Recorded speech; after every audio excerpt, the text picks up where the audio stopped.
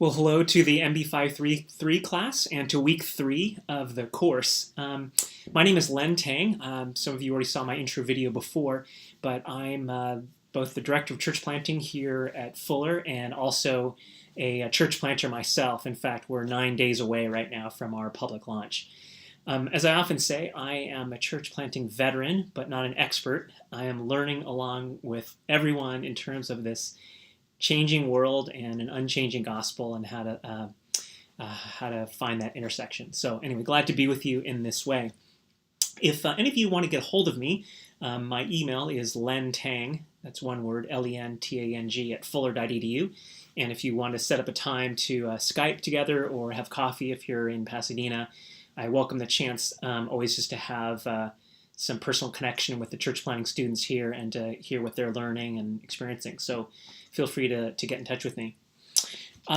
Today I have the chance to kind of tell a little bit of my own story and to try to weave that together with some of the goals for this contextualization class. And I was just looking again at the learning outcomes for the class, and just as a good reminder for the fact that we're trying to help students be able to do a in-depth analysis of the kind of a community's particular cultural code, if you will, so that you can contextualize the gospel in a very particular way for your context, and then to explore a community's cultural and ethnic diversity, as it says, as an expression of the gospel as a boundary crossing endeavor, right? That we don't only minister to one people group. And then the third is using a creative and adaptive approaches to foster new networks and methods for including non-traditional participants in evangelism. So it was just a good reminder to me of kind of a way that I can maybe frame some of my own story. But I'm going to actually just pray for us as we begin. Thank you, Lord, for the gift of technology that enables us to connect, even though we're not in real time. Lord, you're outside of time. And so I pray, Lord, your empowerment, your blessing on this video and on the students hearing it, Lord, in the context that they're coming from, that you would match what I'm saying with where they're at by your Holy Spirit, so that we might experience and embody the gospel for your sake. In Jesus' name, amen. Okay, well, as a general frame, the importance of contextualization couldn't be overstated. The culture is changing. Again, as I said, even though the gospel is not, what seems to work is changing, and we, part of our task is to help develop more agile and adaptive leaders and learners. The Branson and Martinez book that you've been reading, I was just flipping through that again, and it sort of said in one of the chapters for this week that the work of leaders is to pay attention to the changing relationships between church and context, and to exercise interpretive leadership, right? To say, here's what's happening, here's the reality, how it's changing, and then how does our ministry respond to this, and what does the gospel look like in our city and neighborhood? And so contextualization is about kind of having new eyes or fresh eyes for a context maybe that you're very familiar with. So much now of church planting is really missionary work. And when you think about the work of missionaries, they go to a totally foreign country or culture, learn its language, and seek to adapt. In some ways, because we're trying to reach, for those of us church planting in our own country and language and culture, actually seeing the differences is harder, right? Reading the context is harder because we're so familiar with it, right? It's the water we swim in. So part of our task together is to spark our missional imagination and to, again, see our own communities and neighborhoods with fresh eyes. I remember doing a mission trip years ago to the country of Zambia, and then coming back to my house that seemed like a mansion, and going from dirt floors to this hardwood floor, and just, again, sort of being astounded at the wealth and space and freedoms that I had. And so kind of want to love our neighborhood afresh and come back to it with new eyes. So that's a little bit of the background, but I want to tell you a little bit of my own story again, and try to point out both some breakthroughs and some breakdowns in terms of our own cultural and community exegesis and what that has looked like. Um, a little my background. I grew up in Pasadena, where I am now, and I grew up in a very nominal Christian family. Didn't really have a sense of the gospel at all until I went to college, and became a Christian there. And then it's been interesting to move back to my hometown, a few decades later, and to adjust to the new realities of the Southern California demographic, and to be a church planter now here, and to think about that. So some of the things that have changed and are changing, if you think of kind of one way to envision contextualization is to think about it like a big funnel. That there is the common concerns that all of us have as global citizens, and then even then national concerns that those of us who live in the United States would have. So for instance, right now, post the 2016 election, all of us live in a new political reality, right? Politics and talk about and the sense of the political world invades all of our sensibilities all the time. Social media, normal media, all different kind of ways. We live in a highly politicized world. People are sort of politically weary. What does it mean to be a church plant in post-2016 era? How do we speak into that reality? So that's one shared reality that all of us who are ministering in the United States kind of have in common. And right alongside of that is the racial unrest that has sort of that sort of triggered the 2016 election and has sort of now poured into 2017 and now 2018. So that national concern is a part that is shaping us, and I say that because it's important for us to be cognizant of those broader realities, even though it's not, even though that affects everyone. It's still it's part of our context, and I'm going to say a little bit more about how that affects our church plant going forward.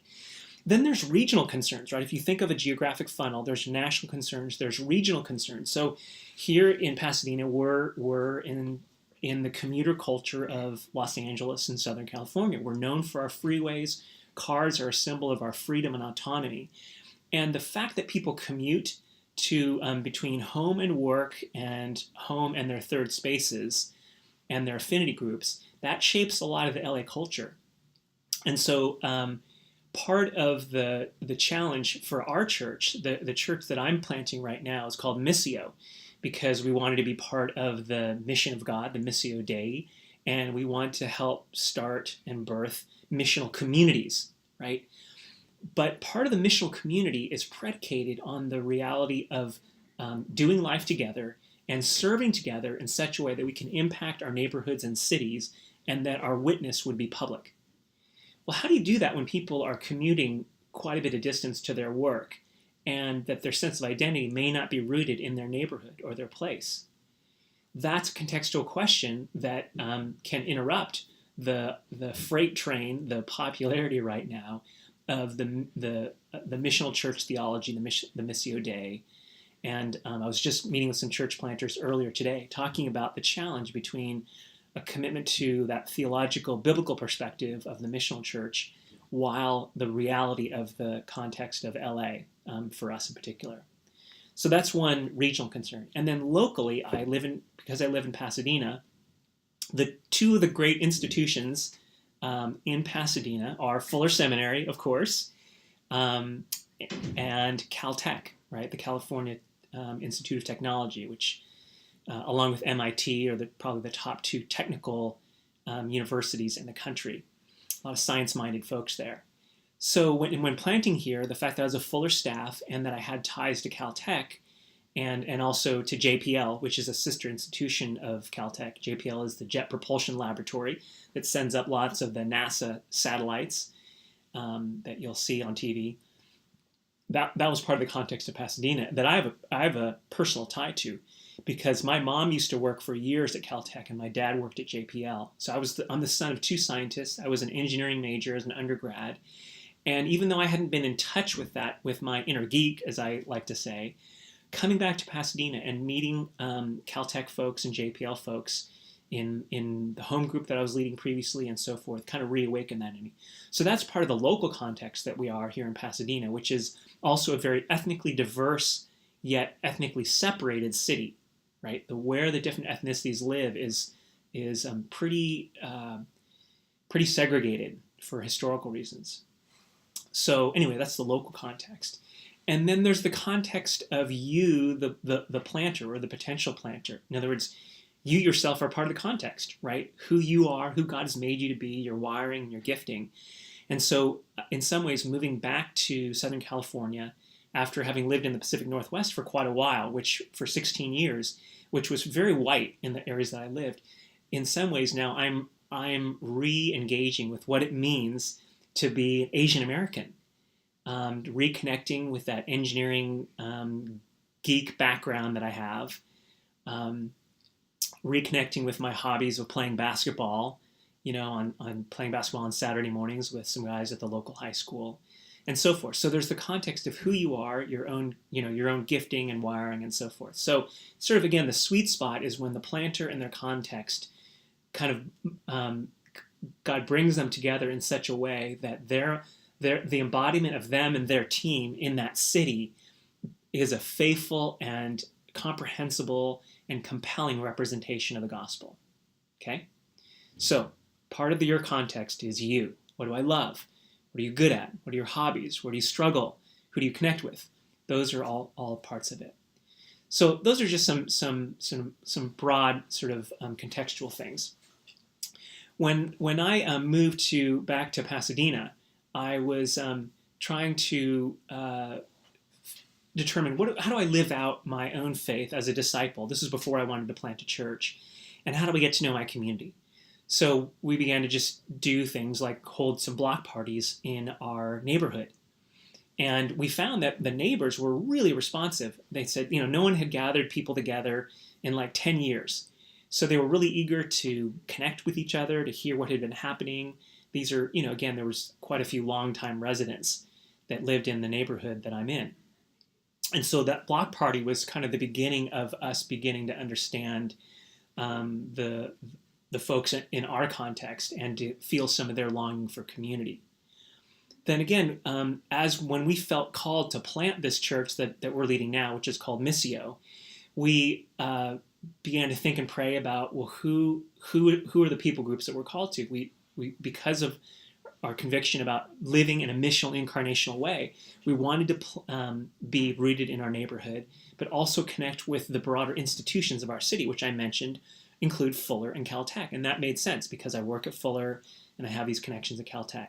So I began to meet people on the Caltech campus. There was someone in a home group that we were leading before we planted the church that was an undergraduate there. She introduced me to a couple people that led her campus group. They introduced me to others, and so on.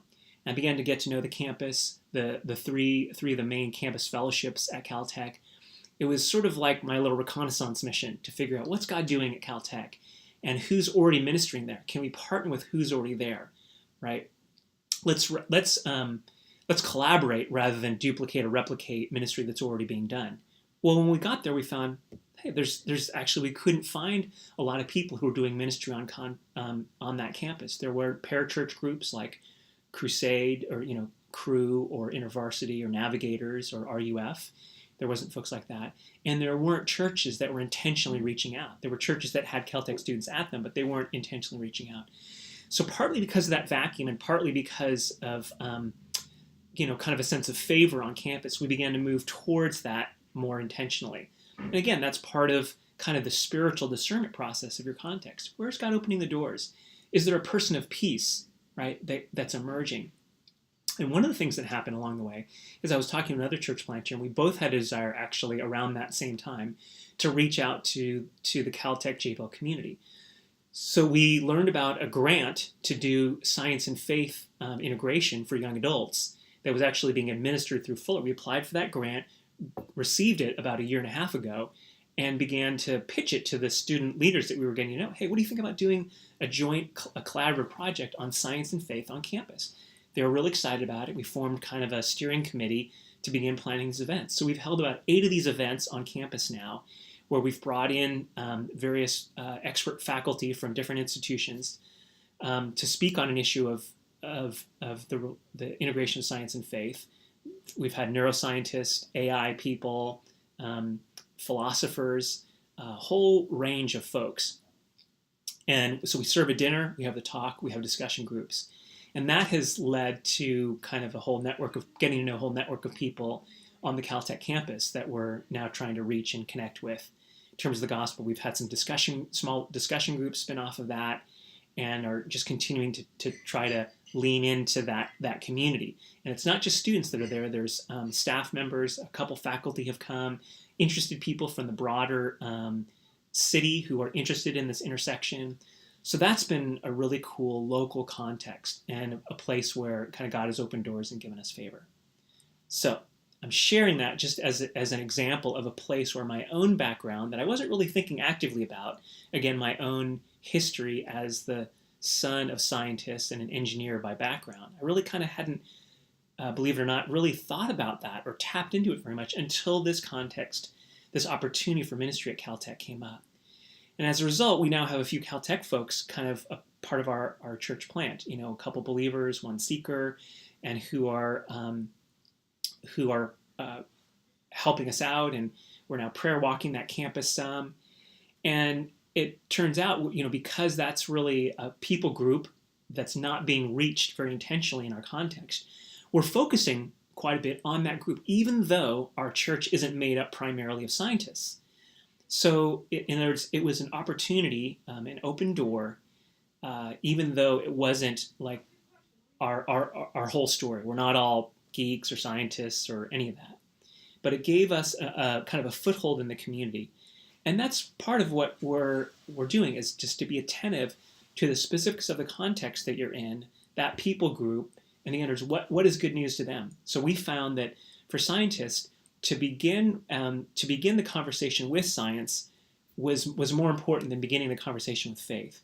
I've had several people come up to me after these science and faith forums and say, I'm really glad you're doing this, because there's no other context in which I can have these kind of conversations. In other words, they wouldn't set foot in a church, but they want to have conversations about faith, religion, ethics, morals, and values, and do it in a safe space. And so these forums have been that safe space for them.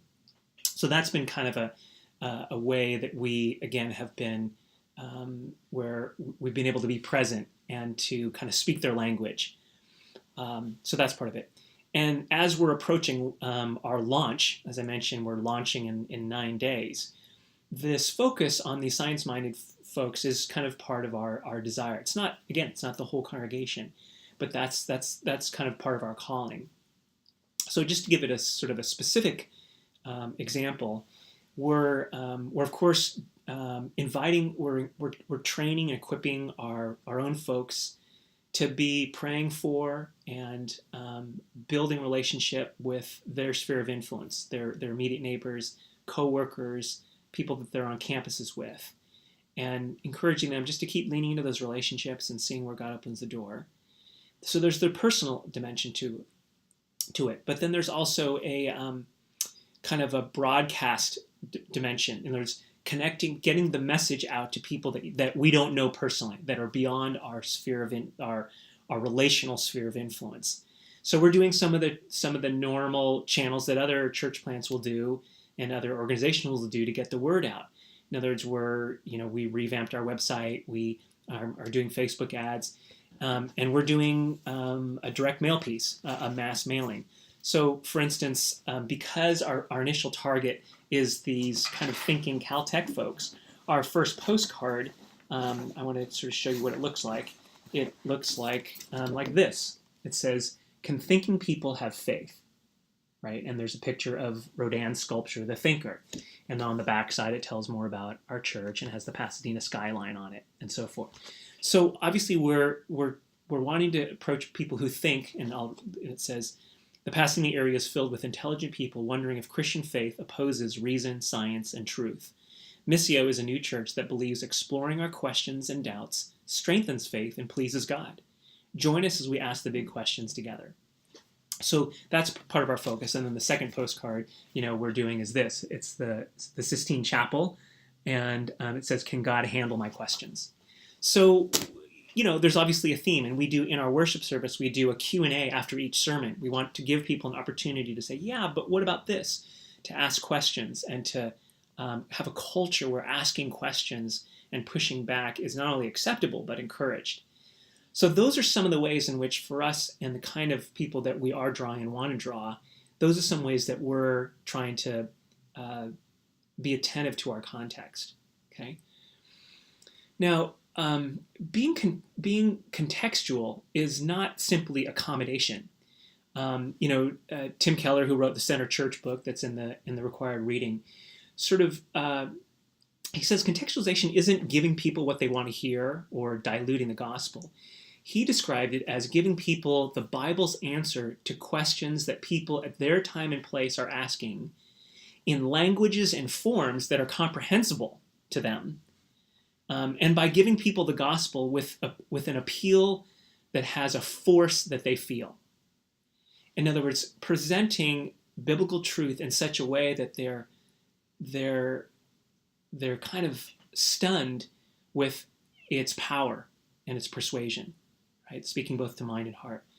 So I like that idea that it's not just sort of watering down or dressing like they dress. In fact, another short video I saw recently, he was kind of critiquing and saying for a lot of people, contextualization is simply reaching young people, dressing as they dress, playing music that they like.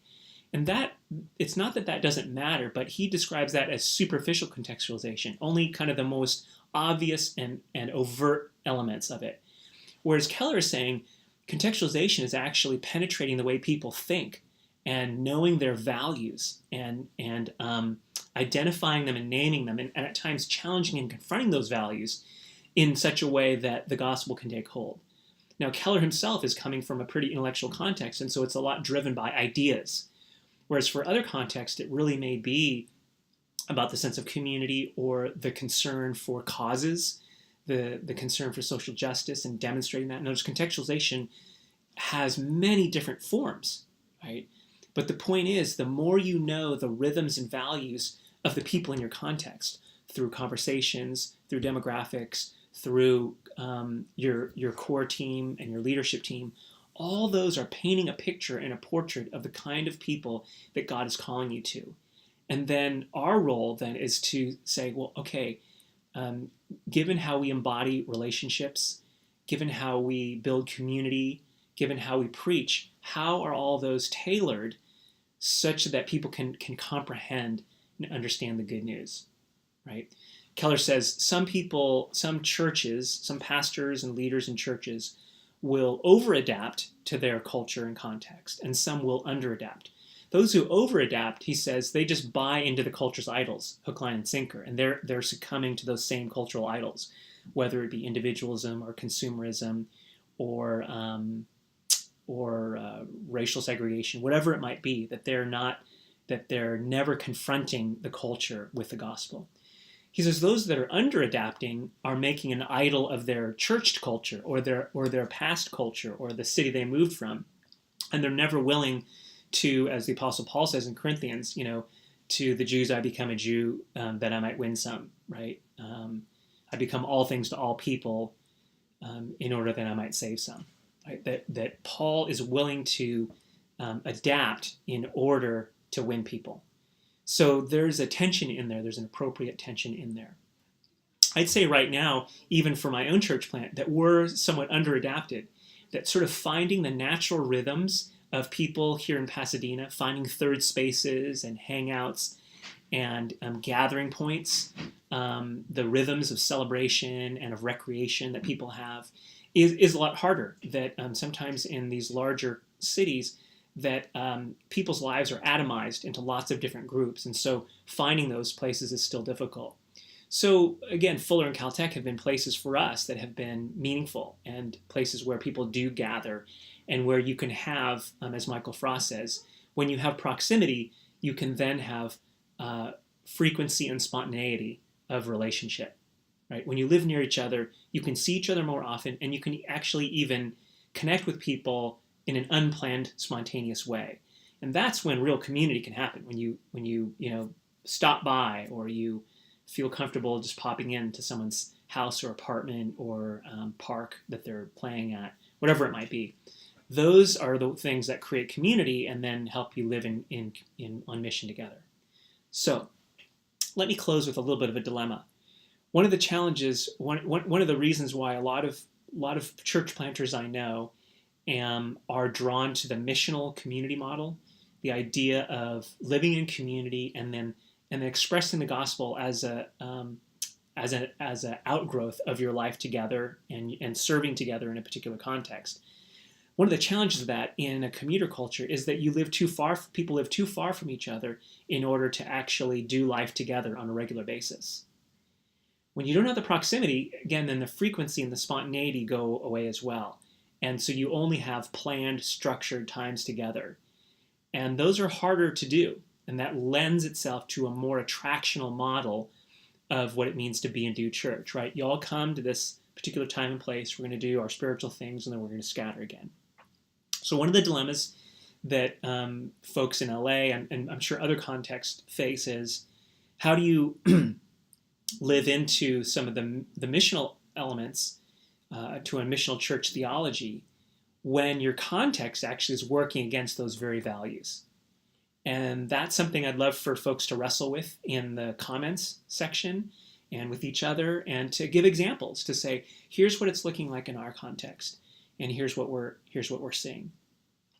For us, I think, again, it's been neat. Like, we were me and a couple folks in our church were prayer walking Caltech earlier this week, and we bumped into 4 or 5 people just on that brief walk that we knew, because that's a small campus, because we've been investing in relationships there. And so that began to happen. Bumped into a guy who was an undergraduate who had attended an alpha course that I had led there in the fall semester, in the fall quarter, and would say, "Hey, Tim, good to see you. How are you doing? You know, is anything happening in terms of your own sort of your own spiritual journey?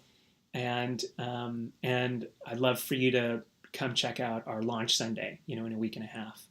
So that was a cool opportunity that was brought about just by walking and kind of bumping into people sort of in that context. So what does that look like in your context? How do you think about the different levels, as I mentioned, local, regional, and national? And I wanted to mention, coming back to the national level too, all those are at play as we're seeking to embody the gospel. So, for instance, the issue of the racial unrest that our country has experienced in the last couple of years particularly has become a growing concern for me, and the desire for the gospel to cross racial boundaries has become more significant. So the fact that we're reaching these science-minded folks, there's a fair in our congregation is primarily white and Asian. And I feel like I really want to know more about the Latino and African American experience here in Pasadena. And so God opened the door about 6 months ago to get to know this African American pastor named Camille. And she had planted a church in Pasadena about 14 years ago. And we met through Fuller, and we kind of hit it off. And I said, "Hey, would you be open to our congregations partnering together just to as an opportunity to explore what racial reconciliation or conversations about race and faith might be?" So she was really open to that. So we've done 6 events together. We worshiped with them, and then we've done some service activities together. Went Christmas caroling, and they came and had lunch with us. So we've done several things, and that's, for me, where the broader cultural conversation has really become important to me and to many people as we seek to embody the gospel. Like, how can the gospel matter if we're not navigating, conversations about race in the church, right? And then, can we actually be a place that brokers and convenes people in our neighborhoods to have conversations about race and culture? So that's part of our long-term vision, is to build a partnership and then actually to use that as a way for us to bring people together in our communities that become more diverse, more competent interculturally, and more reflective of the power and breadth of the gospel to bring unlikely people together. So that's, again, a way where kind of the national context has kind of been heavy on our hearts, and we feel like there's got to be an expression for that in our context, even though the neighborhood that we're in is not a racially diverse neighborhood. So we need to be intentional about seeking other kinds of other contexts and other diversity in order to kind of counterbalance some of the monocultural nature that is built into parts of our ministry. So anyway, I know I've covered a lot of different topics here too, but kind of in summary, I think we want to help each other cultivate kind of an adaptive vision, a vision for our church plant in our context, but one that can actually change and flex. Sometimes if a planter is too tied to one specific vision, if there's not fruit in that, they just don't know when to let go of that specific thing. I'm not saying you give up your vision right away, but because the culture is changing very rapidly, some of our older understandings of what works and what's effective may mislead us.